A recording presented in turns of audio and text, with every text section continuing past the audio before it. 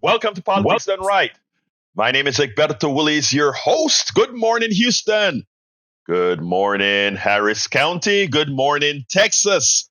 Good morning to the United States of America. Good morning to the entire world. And good morning to every corner where KPFT 90.1 FM is heard, throughout the air, throughout the internet, throughout the podcast, throughout everywhere. Anyway, folks, we have a great program for you today. But before we get started, let's go to our favorite geniuses in the studio. Good morning, Genios. How are you guys doing this morning? Well, we have to find the geniuses first. We don't know where they went. I think they're hidden with the tin cans. Probably so. Well, the tin cans of string seem to be holding up today, and they held up yesterday. I was listening. Even though I was not present, I was still present. So, And good morning to Perth, Australia. There's got to be somebody listening down there. Yeah, I know. And right, is a worldwide show. And don't forget, Barcelona, Spain. We have a dedicated caller from Barcelona, Spain, which I love very much. Anyway, yes. It's really pretty cool that we have that, and also Louisiana and parts of Louisiana too. Yes. So, yes. Good morning, everyone. El Jack? Señor Jack? Yeah, I got something kind of went off of something Egberto's letter said this morning about the evangelicals. Something I've always thought was kind of crazy, but they're kind of saving a special place in hell for them. Well, they're just misled. That's an understatement. God created man in his own image. It's more like man created God in his own image. So the Christian can be led. You would think the Christians would be able to see the evil and deception of Trump. I don't understand their leadership. Why are they leading them to the lying pit? I don't believe in God. I don't believe in the devil, heaven or hell. I won't be ruled by the devil or divinity. Well, sometimes the devil can be fun. You guys I've been there and done that. I know that doing bad things can be fun, but I don't blame it on the devil. I blame it on me. Well, we all have our weaknesses. That first of all, I am a humanist, and everybody surrounding me, it seems to be, are Christians. And I respect that. I have a whole lot of Muslim friends. I respect that. I have a whole lot of Baha'i friends. I respect that. I have a whole lot of friends from all Jewish friends. I respect that. Now, to each his own. But I love what Jack said. And Jack, I wasn't going to start with that. But again, you have this knack of changing this damn program, just like our great old audience, just like our audience, you have this knack to change the program, but it's all y'all. So, that's what we're going to do. Here's the thing. And Jack, what you said was so important. You said, according to the Bible, God made man in his image, meaning man and woman, but how the book was written by a man, so that's what happens. Little sexist. Well, I've seen many women made by God. Like, God must have made a special. Hey, behave yourself. Behave yourself, Howard. Behave yourself, Howard. All right, let's continue here before Howard gets us in trouble. But here's the thing, right? The Bible does say God created man in his image. But Howard so smartly said what man did was create God in his image. And, I always have this discussion with my religious friends. I always say, have you noticed that, when you say things like, I'm a jealous God, I shall have no other God before me. When you say things like, all the negative aspects of man, we notice how it seemed to have been thrown onto God. Go into the promised land and destroy every man, woman, and child. There are so many things in there that really seem to be all the negative ravages of man. And, so I'm with you, Jack. Man has made God in his image. And if we were to have, for those who believe in God, there's so much more to God. How can God be jealous if he made it all? When he sees a few humans playing with a gold statue, calling that a God, he must say, look at those silly little peons. It makes no sense for the person. Look, I'm not an atheist. I am just a humanist. I also admit that I just don't know, right? I just don't know. But I know as a scientist engineer, when I look at things and I'm in awe of the molecule, I'm in awe of the atom, I'm in awe that these reactions occur in a consistent manner. I'm in awe of gravity, right? Something, some being, some whatever did all of that. I don't know. I have no idea how that came to be. I have no idea what time is. I have no idea what beginning is, because what came before the beginning? I admit that there's so much I don't know. And what's hurtful to humanity is those folks who go out there thinking that they know so much and have created so much damage in what they know. And I'm going to tie two of my stories today, starting with Jack's great start about God, man creating God in his image. I'm going to play this piece from Judge Fugelsang. And he's a activist, comedian, but his words, he's also a very good Christian. I want you to listen to this, and then we'll take it on the other side. John Fugelsang had a call out on evangelical leaders. These guys, the kind of guys that support Donald Trump, the kind of guys that want to lock women up who happen to have an abortion, the kind of guys who want to claim that they love to feed us so much, but when it's time to take care of the kids, they're never there. John Fugelsang came out with a rant right before Christmas that I missed, but I kind of came across it on Daily Kos and other places just today. Got to present this because I hadn't seen it said this well before. And then he has a special call out. But let's listen to it here, and then we'll take it on the other side. I would love to leave behind right-wing fundamentalists and Christian nationalists who use Jesus, whose birth we celebrate, as a prop while legislating and fighting against his actual teachings. There's a lot of right-wing brothers and sisters in this country who identify as Christian, and they care about the manger and the crucifix, and they ignore the 30 years of teaching. Jesus is not an ally of the Republican Party. There is no overlap between Jesus and the policies of Donald Trump. In South Carolina, they tried to have a bill this year calling for the death penalty for abortion. We're so pro-life, we'll kill you. That's where we're at right now. Seeing the Pope this week enrage these right-wing Christians so much because he acted like Jesus in blessing gay unions. Yep. Jesus is not anti-immigrant. He commands people to welcome the stranger. He never mentions abortion. The Bible never condemns abortion. We've had 2 generations of Christians in this country who have been groomed to believe criminalizing abortion is something to do with what Jesus talked about. Christ was a peaceful, radical, nonviolent revolutionary, never mentioned gay people. He commanded you to pay your taxes, to welcome the stranger. Individuals and nations must care for the poor and sick in Matthew 25.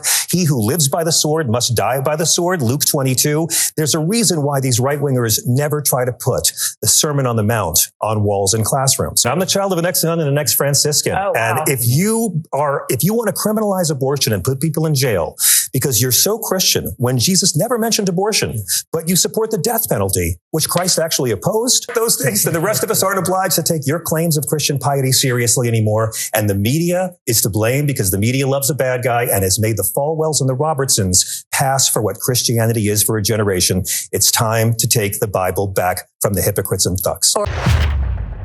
Notice what John did in that call out as well. He called out the media because he made it clear that these clowns who make up our evangelical leadership that has created a Trump, the evil that is a Trump, the Falwells of the world, all these guys He said, media, you didn't do your job. You need to do your job, because you know what? These guys are harming the country, and you are complicit if you don't call them out. And what does he call them? He called them thugs, as they should be called. Absolutamente so. So, I mean, that fit perfectly. Now, I want to jump on, I don't like to, on my 6 o'clock show, the KPFT show, I don't like to do the Israel thing too often.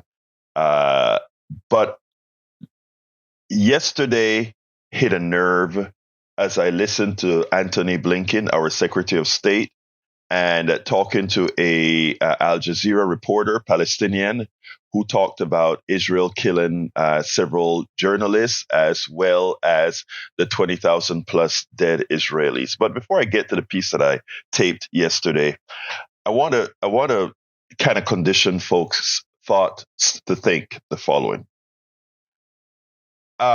if a mass killing is occurring, if you have somebody go into a church with a gun, and it's a big church, it's a huge church, 3,000 people are in the church, and a gunman is killing everybody, but they're doing it, 5 people an hour or something like that. They're doing, and do you think? And by the way, those people are one of us, right? Do you think we're going to sit back there and have meetings and dialogues and trying to convince? And by the way, the person who is doing the killing is an ex-cop or whatever, but it's a friend, and we want to negotiate with the friend. Are we going to, as every hour more people get killed, are we going to just sit back or negotiate, or because we know these people, we're going to try to do something about it now? Right? We're going to try to do something about it now. There's a killing field in Gaza right now. And the people that are being killed, most of them are not the people, the terrorists who murdered the 1,200 Israeli brothers and sisters. They're not. We're getting journalists killed. We're getting innocent people killed. They're up to 23,000, but we don't know what's under the rubble. Many more people are dead. As one of my callers told me yesterday, Berta, 23,000 is a conservative number. Think about what's occurring all below all those dropped buildings. You think about that. But if you don't see in the eyes of those 23,000+ people another human being, but you still don't want them dead, but you don't see them as a full human being like you, or like the Israelis across 5 miles up on the strip. You don't see the urgency, that urgency in stopping the violence. I want you to listen to this, and whoever is calling, this piece is about 10 minutes long, so you're going to have to wait for about 10 minutes for me to get to you, but I need to hear this piece, and then we'll take it on the other side. As you know, Tony Blinken is back in the Middle East, shuttling to try to keep things calm to prevent this Middle East war from expanding.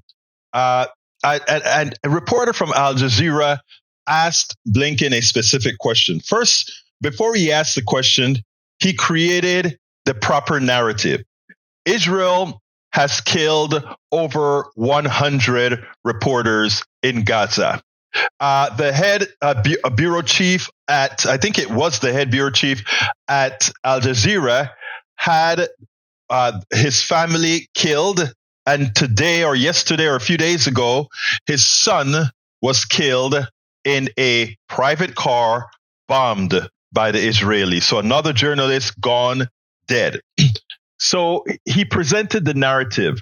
Not only did he present the narrative, he reminded Blinken that over 20,000 Palestinians were murdered by the Israeli IDF. They also pointed out that Israel is decimating the entire Gaza Strip, and that people have nowhere to return to. Their homes are all decimated. He points all this out. And he pretty much asks, why is a superpower like the United States not abiding by the ceasefire that the United Nations pretty much voted for, or pretty much is asking for? And the tone, I want you to listen to this. The tone deafness of Antony Blinken is absolutely deafening. Please listen, and then we'll take it on the other side. For the final question, Walid Al-Amari with Al Jazeera. Thank you, Walid Al-Amari, Al Jazeera Bureau Chief in Jerusalem. First, let me, Mr. Secretary of State Blinken, thank you for expressing your deep sadness about the tragedy of our dear colleague, Al Jazeera reporter in Gaza, Wael Dahdoum. Wael has lost his wife and 3 sons and his grandchildren in an Israeli bombardment of the house where they were fled from the center of Gaza City and displaced to the southern Gaza Strip on 25th of October. 3 days ago, he lost his eldest son, Hamza, who was a journalist in Al Jazeera media network and was killed in an Israeli airstrike that hit a civilian car in Rafah. 110 Palestinian journalists were killed so far by Israeli army in Gaza during the war. More than 20,000 civilians were killed and tens of thousands were injured, and hundreds of thousands were displaced from their homes that no longer exist. The situation of the Israeli citizens is also difficult. Tens of thousands were displaced from the Gaza envelope and the borderline with Lebanon, and hundreds of civilians were killed in the Hamas attack on the 7th of October. And there are many prisoners and hostages from both sides, as you know. My question, why do you, as a superpower and as leading force in the international community, not oblige the parties and especially the Israeli government to cease fire in Gaza and respect the United Nations resolutions and dedicated the peaceful solution instead of both sides continuing wash blood by more blood? The losses that your colleague suffered are unimaginable. And I have deep condolences for what he has suffered. I, again, can't even begin to fully imagine what he's gone through. And as I said again the other day to the journalists who've lost their lives or been injured in Gaza, we feel very strongly for them as well. And the essential work that they do is more vital than ever. We want this war to end as soon as possible. There's been far too much loss of life, far too much suffering. But it's vital that Israel achieve its very legitimate objectives of ensuring that October 7th can never happen again. And we believe they've made considerable progress toward that goal. At the same time, I think it's very important to remember that everyone has choices to make, and that includes Hamas. Hamas could have ended this on October 8th by not hiding behind civilians, by putting down its weapons, by surrendering, by releasing the hostages. None of the suffering would have happened if Hamas hadn't did what it did on October 7th, and had it made different decisions thereafter. So it's very important to keep that in perspective. And again, this could end tomorrow if Hamas makes those decisions. We will continue, as we've done, to give the Israelis our best advice about conducting this war in a manner that achieves the objective of making sure that October 7th can't be repeated, does better by protecting civilians, and making sure that people get the assistance that they need. Blinken showed no emotions that 20-something thousand Palestinians were murdered by the IDF. He showed a little bit of compassion for the reporters who got murdered by Israel by bombing civilian cars. Yes, he showed compassion for that. But for the thousands of babies and mothers and women and men, no compassion. The only thing he says is Israel has the right to prevent Hamas from ever doing this again. How brain dead could that answer be? First of all, he has to know that by killing all those Palestinians, even if they are human shields, are simply going to create more terrorists. It doesn't create the love in the heart of Palestinians when you have an oppressor come and murder 20-something thousand of you. It doesn't do that. It also is completely brain dead when he says Hamas can stop this tomorrow. If they just turn over the hostages and turn themselves in, it's all over. We will stop it. We will stop it. If that turns out to be the case, we will stop doing this. In other words, the same way Hamas is holding hostages, for Israeli hostages, which is bad, a terrorist act. They killed 1,200 Israelis. Horrendous. It's a terrorist act, but they're a terrorist organization. And now Israel is saying, just turn yourself in and we'll stop killing all those Palestinians that's hiding behind you, that you're hiding behind. As opposed to saying something sensible like, we will have a surgical warfare with Hamas.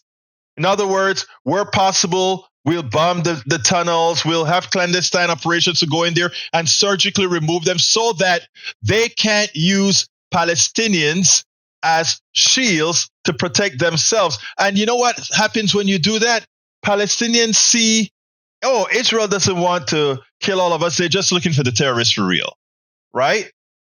I mean, I know I'm making it overly simplistic because the bad blood is there. But to make believe like Israel has to kill these Palestinians to get to Hamas, and to make believe that Israel, the IDF is somehow a benevolent institution, when in fact, what they are doing, if you listen to the videos that they put out, they're out there talking about the Palestinians being animals, scraping them off to the sea, getting them to leave the territory. I mean, all kinds of things you hear the IDF and different people in the IDF releasing videos. There are videos out there showing how they just go and harass and destroy people, kill them at will. So to make believe like the Israeli military is this upstanding unit that won't do these massacres on innocent civilians is wishful thinking, or it's actually you putting your head in the sand. As Obama said, need the hands, it's clean on no side. But that said, there are, I repeat, over 20,000 dead Palestinians with their strip completely decimated, or 78% or more decimated. And then you have 1,200 or so Israelis that were murdered by terrorists. But Tel Aviv stands, Haifa stands, Jerusalem stands.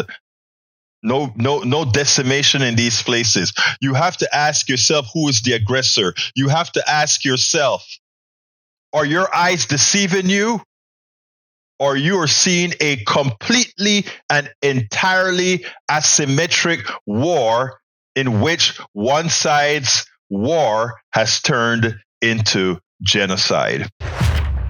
And folks, we have got to be honest with ourselves. Right now, everybody listening to my voice right now in these 50 states of America, you are now complicit in that war. When a Blinken comes out and say, Hamas can put a stop to this right now if they just turn themselves in and release the hostages. When they say that, he's admitting in front of the world that the United States of America, you American people, have the power to stop this war. And the power that America chooses is, well, if Hamas turns over those hostages and stuff, then we'll stop killing Palestinians. Understand that we are now complicit, officially complicit. There's no hiding behind Netanyahu anymore. There's no hiding behind Netanyahu.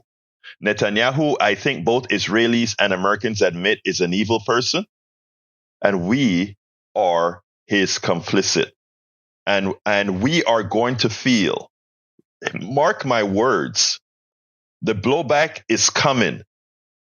And we are going to ask, why don't they like us? Why don't they like us? You know, there are about 10,000 Panamanians that could have turned into mini terrorists. The culture doesn't lend itself to that kind of stuff. Our conflicts are usually localized. But the same thing happened. You know, we, the United States of America, wanted to get Noriega. So we bombed out Chorrillo. We bombed out Panama City, Colon, all of that to get one man. Thousands of people dead. We have to learn to do better, folks. And we have to stop our politicians from making us complicit into things we don't stand for. Or we have to stop being gullible for believing that the solution requires the deaths of many other people. We have to stop the pecking order in this country. Right now, the pecking order is elitist humans, capital, Americans, specifically white Americans, then Americans in general, then everybody else. And even Americans, my white brothers and sisters, even you have become expendable to capital. You doubt it? I bring you COVID-19. Capital was satisfied first before you were healed. And I can bring you item after item after item. The elite human beings first. And by the way, the elite human beings are of any race, color, or creed. The elite wealthy capitalist owners. Then capital. Folks, we have to understand how they have used all these intricacies to split us up for an ulterior motive. And in that, the lack of humanity that causes the deaths of too many. Donald, come on in. Good morning, Alberto. How are you? Good morning, my brother. How are you doing, sir? Good. A war by any other name, by any other ethnic group of people, and funded by any other country would be the name of a genocide. Yes. And you've got to understand that this book was written, and there's been a lot of books. It depends on which one you want to pick up and actually read. That these people made a pact with God that they were the chosen people. And what they do is A-OK. They're going in for a land grab. They want to get rid of that section. They have the technology to build walls, I think, 40 to 50 foot deep with sensors and everything. It was a German company that engineered it and designed it. But they don't want to spend the money to go around that one section. They want to put it over there against one of their borders, and then they want to move that whole group of people out and put them over on the other side. Mm-hmm. And that's all this is. And people need to realize it and see it, because we're funding it. And if you got to justify it 9 times out of 10, you're wrong. And didn't we already go in and I think drop 2 drones to get out 2 Hezbollah, whatever, leaders in another country? And they don't. Israel did that. But let me say one thing, Donald, because I want to quote, and I made a promise. I get a lot of advice from my Jewish brothers and sisters as I'm talking about this subject, because I want to do it correctly. And I want to make one correction. While it is true that the Bible, etc., talks about the chosen ones, etc., and while a lot of the Zionists do work on that premise and use that as the reason for taking the land of people who have been there for a long time, I think I want to cater the language in such a manner that to point out that most of our Jewish brothers and sisters don't fall for the stuff, for that kind of stuff. Okay, in other words, that we are the chosen, and that's why we can just go ahead and decimate the Palestinians out of land that they were on. most of our Jewish people who do want the establishment of Israel for safekeeping, etc., are not for this type of violence, or not for that. Who my Jewish friend is listening right now, I make that correction, as I promise whenever I talk about this subject, I would. All right, go ahead. I continue, Donald. No, I 100% agree with you. I mean, you've got the power grabs from the people in power that want to do whatever they want to do. We don't believe in it. If you took a vote right now, the people in Palestine, they don't want this either. Nobody wants it. But if you actually look at the kibbutz or whatever, those are just modernized American type living houses. Mm-hmm. And those people that had those olive trees and have been doing their sheep and whatever else they do, it's a major part of their income. They don't want to be bothered either. But then you have people that want to move into certain areas, so they just go over and take it. And if they take it with the justification and the support of a certain person that created the problem to get the other people to rise in between them so they could just annihilate them and say that it's justified. And it's not right. Right. Got you, brother. Got you, Donald. But anyway, I didn't want to spend the whole show on it. Go ahead. I'm a Trump guy, so I'm going to have to say this. Biden's given 2 speeches. He sat up there and he said Trump didn't say anything about the insurrection and he could have stopped it at any time. Biden, you could call for a ceasefire right now, anytime, or even speak about the matter, and that with Ukraine. And he could do his job in my respect. Donald, I got you, Donald. I got you. And that, what you just said there is powerful. And you're absolutely right. You can call it off tomorrow, or you can call it off right now. All right. You're absolutely right. Thank you, Donald. Have a good one, brother. Have a good one, brother. Harry, come on in. Good morning, Berto. Good morning, sir. Van Dever, happy birthday to Jack, and welcome back, Howard, from what you were doing from yesterday.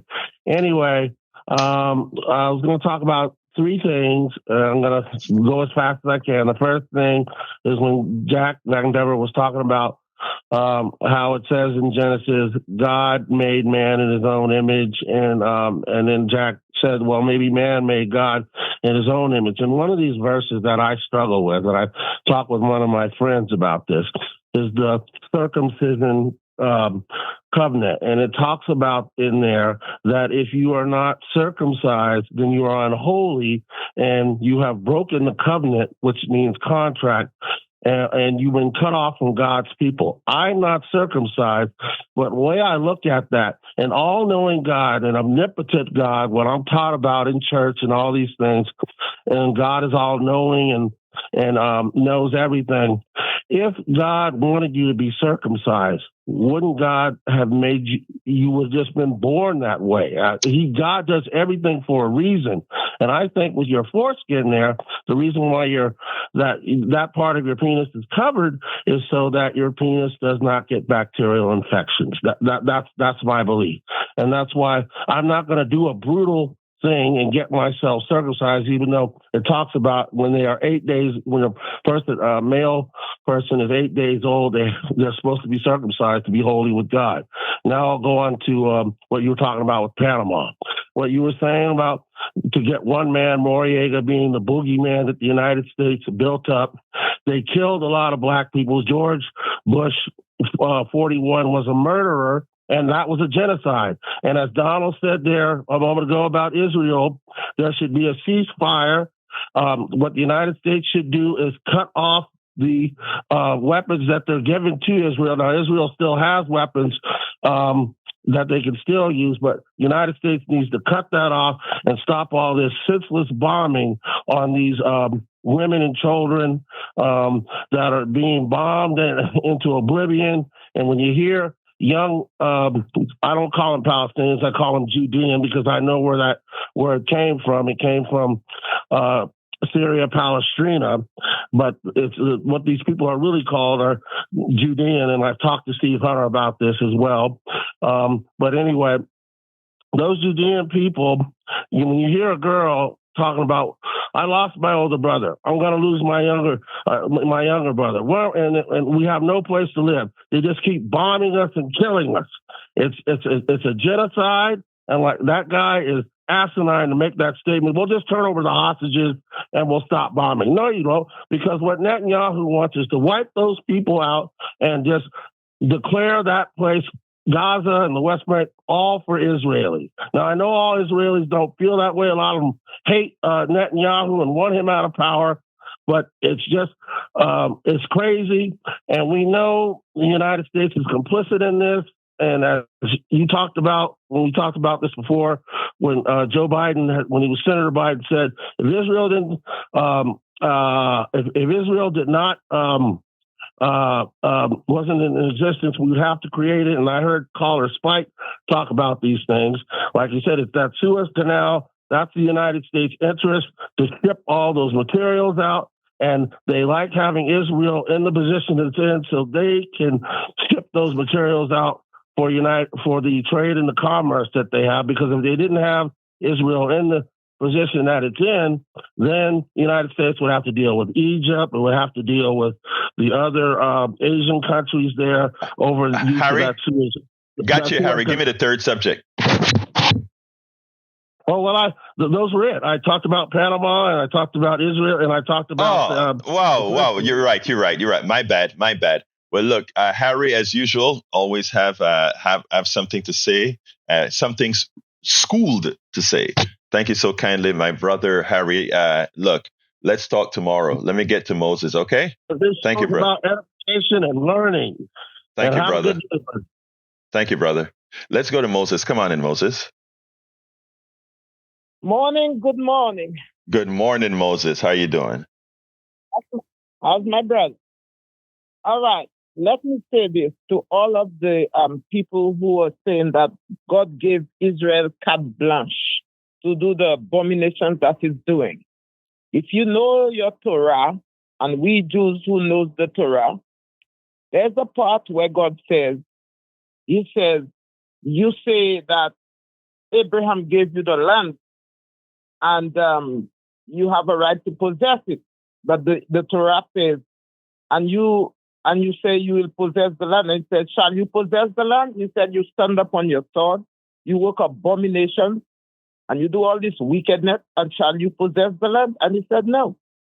The second part of it is, look at the story of Ahab and Jezebel. Ahab wanted Naboth's vineyard, so he asked him to sell the vineyard to him. And Naboth said, according to the covenant of Israel, I cannot sell you this land. So what he did, he goes to Jezebel, and we know who Jezebel is. And Jezebel said, and to the king, I will get the land for you. And we know how Jezebel got the land. Jezebel called all her agents and put and lied on Ahab and said that Ahab and lied on Naboth and said that Naboth was against God. Exactly what is happening today. Exactly what's happening today. They are saying that the Palestinians, whatever, they're Amalek. Ask them what they understand about Amalek. They don't. Exactly what Jezebel did. She said, they're against God. So they used that as a ploy to go and slaughter Naboth for his vineyard. And when she was finished, she went to Ahab and she told Ahab, did you want Naboth's vineyard? I got it for you. Go get it. And when he went down into the Naboth's vineyard to get it, God sent the prophet to tell Ahab, you have killed, you have done all this wickedness, and you will come to collect it. He said the same place that the dog drank the blood of Naboth, it will drink your blood. So those of us who understand the Torah, understand, the whole history behind Israel and all of that. There are two sides to Israel. There are places where leaders of Israel have caused them to sin and have caused terrible, God's terrible destruction upon them. So understand this well. Let people go and seek the truth about the history of Israel in terms of the Torah. and you ask yourself, where is Netanyahu? Is he an Ahab in this 21st century? That's all I have to say. Thank you so kindly for your words, your red words, Moses. Always bring quite a bit to the program. Thank you so kindly, Moses. Let's go. Thank you, Moses. Let's go to Derek. Come on in, Derek. Can you hear me? Yes, hey, I can hear you now. Yeah, I can hear you, Derek. Good morning. How are you doing, sir? I'm doing fine. I want to share some words from Minister Farrakhan, if I can. He was talking to a student one day, and he told him these words: "Never become that which you despise." Now, we know with the Jewish group over there, they despise Pharaoh. Can't you see that Netanyahu is sitting in that position? He despised Pharaoh, but yet you're doing what Pharaoh done. And you despise Hitler. Now you're becoming a Hitler in reverse? What the hell, man? That's all I'm calling to say. Wait, Derek, don't leave, because I want to hit you up on some words of wisdom that I think came out of there. Our Jewish brothers and sisters suffered the Holocaust. Our black brothers and sisters suffered chattel slavery. I mean, a lot of people did a whole lot of suffering. Now, I want to give a contrast. Our black brothers and sisters in South Africa live under an apartheid system for decades, almost over a century. I want to show you a contrast, okay? As democracy came to South Africa, one of the big problems that many non-black people, well, actually not non-black, because both the blacks and what they call the colored, white people thought for some reason they were going to be in dire straits. A lot of them fled the country. Turned out that the black folks in South Africa, which made up the vast majority, wasn't ever looking for revenge, but was looking for living an equitable life. Maybe Netanyahu and those who follow Netanyahu with his thought process should understand that not because you were oppressed mean that you should become the oppressor. At some point, it has got to stop. But I think now the cover is off and we see exactly who's been sitting in that seat the whole time. Yeah, well, leadership matters, Derek. Leadership matters. Yes, it does. And the truth of the matter is, and I say this from the depths of my heart, most people that you will ever encounter in your life are good people, irrespective of their religion, irrespective of their what we call race, which is a stupid thing, irrespective of all these other things. Most people are good people, but leadership can be a dangerous thing. And, and we're going to talk a little bit about that as I go into this Kansas and West Virginia right now. Thank you guys for those intelligent calls. Thank you, Derek. You have a wonderful rest of your day. I want to talk about, and thank you guys for giving. I didn't want to spend that much time on Israel, but morally speaking, I thought we had to have this conversation because having a platform and not informing in an unbiased, rational manner, I think would be, on my part, I think also morally wrong. If you know that something bad is going on and you can try to make your little difference, however little it is wrong not to do it. That's why I also tell all my brothers and sisters, when you see wrong, try to do something about it. Don't hurt yourself, but try to do something about it. I came across an article titled, it was in Common Dreams by Les Leopold. And I think Les also write, I don't know, I think I've seen his stuff at the New York Times. I'm not sure, but anyway, the title of the show was What's the Matter with West Virginia, Culture War or Class War? And we speak about why is it people in Alabama, in Louisiana, in North Dakota, why are these people constantly voting against their own interest?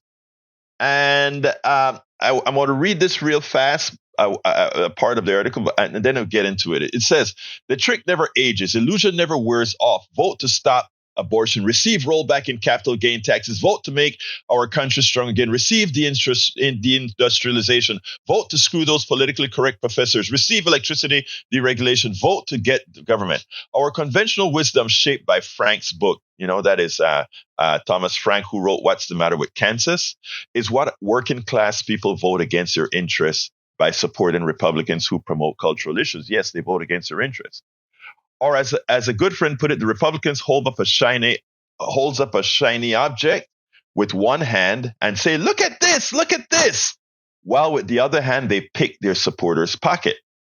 Today, political pundit Ron Brownstein calls this class inversion, which he describes as a growing tendency of voters to divide the parties based on cultural attitudes rather than class interests. Put less politely, Brownstein and Frank imply that working class people have been so attracted by Republican racial dog whistles, anti-immigrant demagoguing, and anti-gay rhetoric that they will vote for the very right-winger who, once elected, will screw them by giving handouts to the rich while cutting programs needed by the working class. In Texas, we voted a Texas legislature. Check this out. A Texas legislature. Texas has the highest uninsured rate, yet we continue to vote a Texas legislature that says, I am not going to give you health care, even though the federal government and Texans have already paid for it. You guys will just stay poor and die. That's what your Texas is. So they hold up a shiny object and then they screw you, just like our Texas legislature is screwing you all. Now, the evidence is irrefutable, they claim. Republicans hold a strong majority of congressional districts that have older voters on Medicare, lower income voters, and voters without health insurance. The class interests of these voters should be solidly Democrat, because Republicans want to gut those programs. But does any of this explain what happened to Mingo County, West Virginia? And I want you to hear this story. He explains it very well. It says the following. Wendell County, which had a poverty rate of 28.3 in 2021. Up through 1990, this county was solidly Democratic, reflecting the party's support for unions. In Mingo's case, the United Mine Workers. In 1966, Bill Clinton, a notorious draft dodger, received a whopping 69.7% of the vote in Mingo. In 2020, Al Gore, a noted environmentalist, crushed George W. Bush, winning 60.2% of the vote. Even John Kerry, who was a poster boy of liberal elitism with his windsurfing and refined language, garnered a strong 56.2% of the vote. Okay, even him got 56% of, bear with me 1 second as I catch where I'm at, 56% of the vote.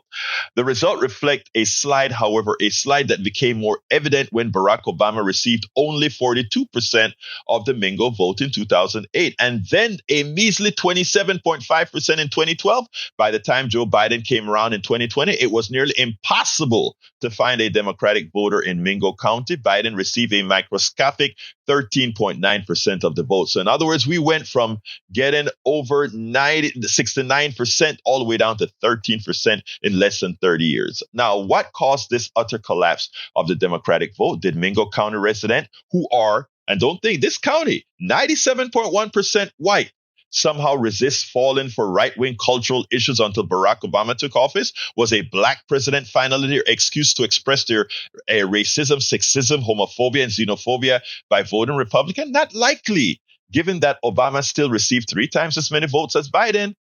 A more credible explanation is that Mingo voters really did vote for their class interests. With a population of 23,821, Mingo County saw the number of local jobs fall from 3,257 to only 322 in 2020, and those are just a direct coal job and don't count the jobs lost in related and supportive businesses. During 16 years of Democratic presidential administration, sandwiched around 8 years of George W. Bush, what exactly was done to provide a just transition? And then what he did is he listed, and I mean, it was like you guys get what we're talking about. The what they gave to the county was a lot of programs like CHIP, food stamps, all kinds of things that treated the now, but did absolute nothing to treat the sustainability of the areas. That is not to say that those aren't the things that Democrats believe in, but that is the thing they gave to this particular county. And I'm going to stop the article there because I can pretty much tell you the rest in my own dialogue. That I think in this case a better job than the article in this regards. Our democratic leadership continues to rely on elitist consultants. Yeah, when they talk about on each coast, that's true. They depend on these guys on these coasts that has no clue of what's going on deep in the territories of Texas, in Louisiana, in North Dakota, in certain parts of Wisconsin, and all these other places. We don't put boots on the ground in there and live among these folks to see their realities. So we open the door. Republicans don't like these people either. Republicans, but what they see is fertile land. They see a problem created by capitalism, which both Republicans and neoliberal Democrats are responsible for. They see the problem created. The coal mines are closing, and the market says, what else can we do in that area? Beautiful areas in West Virginia. I've been there. Beautiful, beautiful areas in West Virginia that could be capitalized, just not what the corporate structure wants to capitalize on. So they do capitalize in those areas. Those areas are capitalized on. They get doctors in those areas that see a reason to exist there, and they sell drugs, legal drugs, from the drug manufacturers who have a big market in these areas now. So while they're not selling coal right now, they're selling all these legal drugs, right? So we forget about these areas. So these people come in and they tell Democrats, all you need to win is 50+1. So we can concentrate in California. We can concentrate in New York. We can concentrate in all these areas and not really do the things that are there to be done for everyone. So then the Republicans go in and lie to these people. They work on their racist angst. Right? How is the racist angst triggered? The reason for your problem are all those people on the coast. You know, those brown people, those black people, that's your problem. And then, of course, Democrats leave that to fester. They start talking about wokeism being the problem, the elitism being the problem. And this doesn't talk about the people in these areas. It talks about the leadership in this area. If you notice with Derek earlier on, I said leadership matters. Democrats, or I should say progressives, could win this entire country by just talking, going into these areas and making these people already understand they're empowered to vote in progressives. You know, my friend Crystal Ball had some of this stuff we were talking about at one of the Net Roots, where we were talking about, let's go into this area. And she even got some folks to run in these areas, progressives in these areas, pointing out to people what they intended to do for them. Democrats, meaning in this case progressives, could win this entire country if we're willing to forget about what the elitists on the coast who know nothing about what's going on throughout this country. If we can get to disregard them and start talking to people, we can make a difference. Brian, come on in. Yeah, it's a pretty good point. George Wallace said in 1972, segregation now, segregation forever. So what the left wing is saying is the Republicans have always been the racial divide. It's always been the Republicans that are tearing this country apart. But it was the South Democratic machine that kept the black people down. Who put through the crime bill in 1994? Joe Biden. Joe Biden said, I don't want my children growing up in a jungle. Brian, can I, because I'm running out of time, I want to just say one thing with you. First of all, thank you for how you started the conversation. It seems like you kind of agree with most of what I said.